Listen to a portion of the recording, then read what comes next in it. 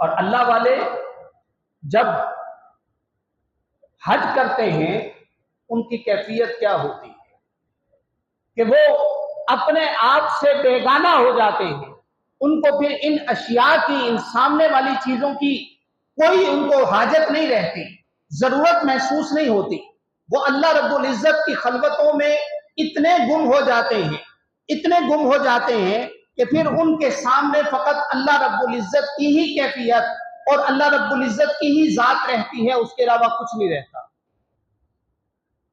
حضرت بایزید بسطامی علیہ الرحمہ پہلی مرتبہ حج پہ گئے نا، تو فرماتے ہیں کہ میں نے پہلی مرتبہ حج میں صرف خانہ کعبہ کو دیکھا، اس کے علاوہ مجھے کچھ نہیں پتا کہ کیا ہے کیا نہیں.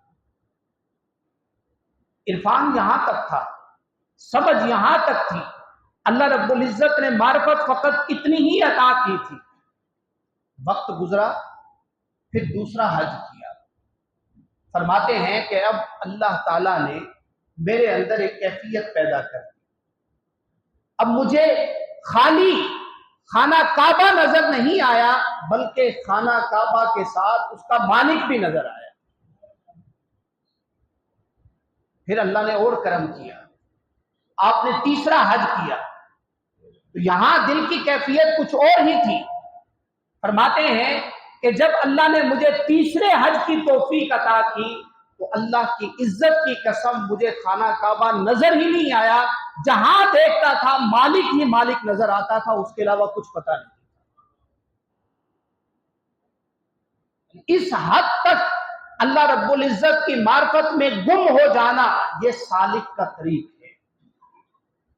جو سالکان طریقت ہیں، جو مالک لا یزل کی قربتوں کے متلاشی ہیں، ان کے لیے ضروری ہے کہ وہ اپنے آپ میں سے نکل جائیں، وہ اپنے آپ میں سے نکل جائیں، وہ اللہ رب العزت کی معرفت میں گم ہو جائیں، اس کی یاد میں گم ہو جائیں، اس کی ذات میں گم ہو جائیں، اس کی صفات میں گم ہو جائیں. ہر شے میں فقط مالک لا یزل کی جھلک نظر آئے، ہر شے میں صرف اللہ رب العزت کی کیفیت نظر آئے، اللہ رب العزت کی معرفت نظر آئے.